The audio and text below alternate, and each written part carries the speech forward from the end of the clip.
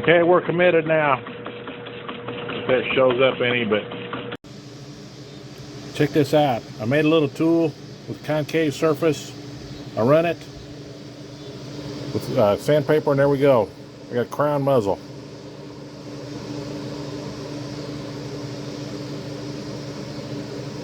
Pretty nice looking.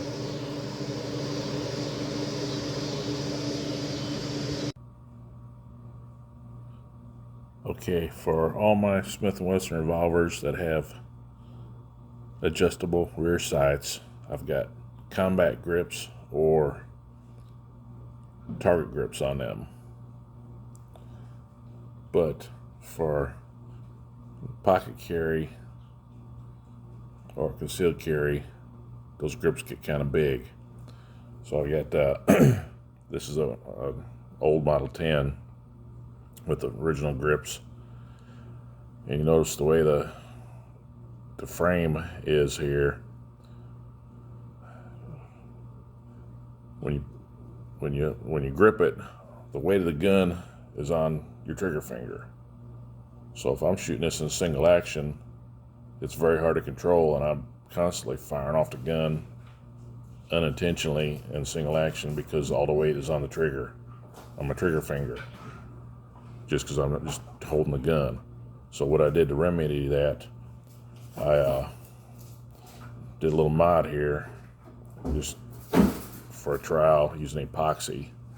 I cleaned it real well, put some tape on it, filled it with epoxy, ground it down, and now when I hold the gun, the weight of the gun really bears on my finger here now, and my finger on the trigger, or my trigger finger, is not holding the weight of the gun, and I can just work the trigger, and I don't have the gun pressing down on my finger there. So this seemed to work out pretty well.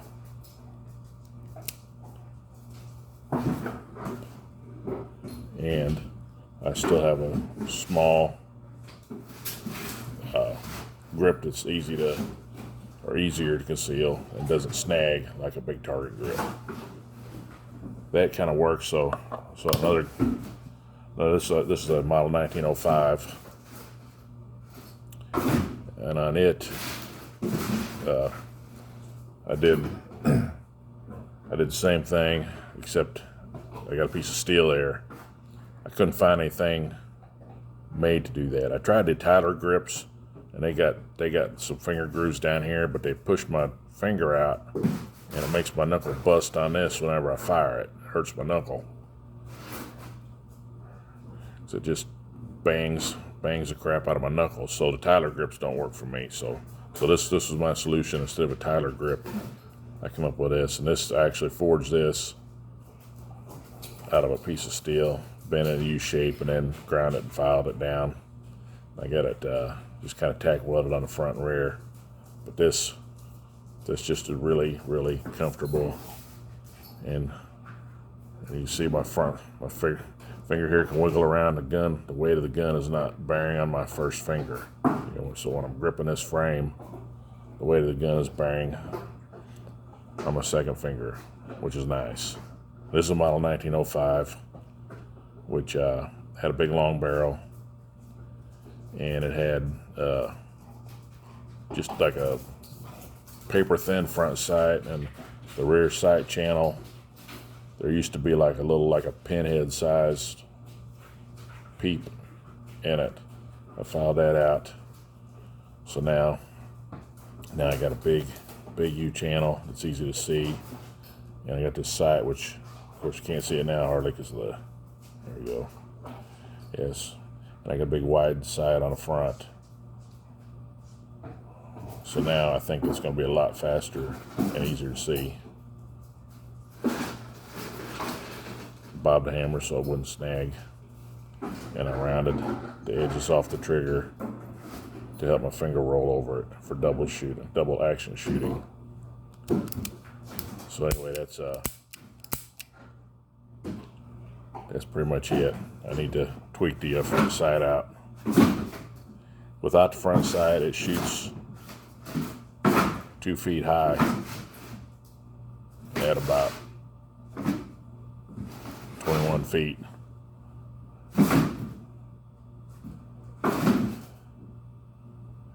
this is just tack welded. I did a couple of really short little tack welds so it wouldn't get overheated.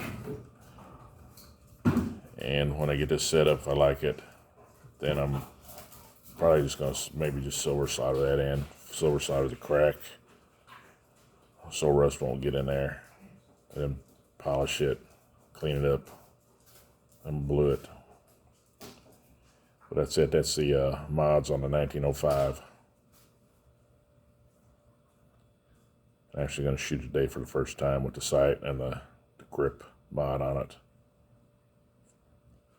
But that is just total comfort. So any Smith & Wesson I got, I'm going to do this little grip mod too, I think. Just makes it so much more comfortable for shooting. Okay, that's it. Thanks for watching. Okay, this is an update on the model 1905. It's really a model 1902 or model 1903. You can look up the details in the Smith & Wesson handbook of revolvers. But anyway, I got me a really nice brass bead on the front.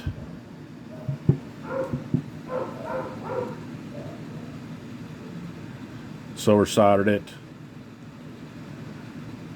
And I notched this out. I did have this ramped up, but it was giving me a reflection, a brass reflection. So I got this notch. I might notch it down further. I wanted something kind of snag-free, but this is a little bit of a compromise.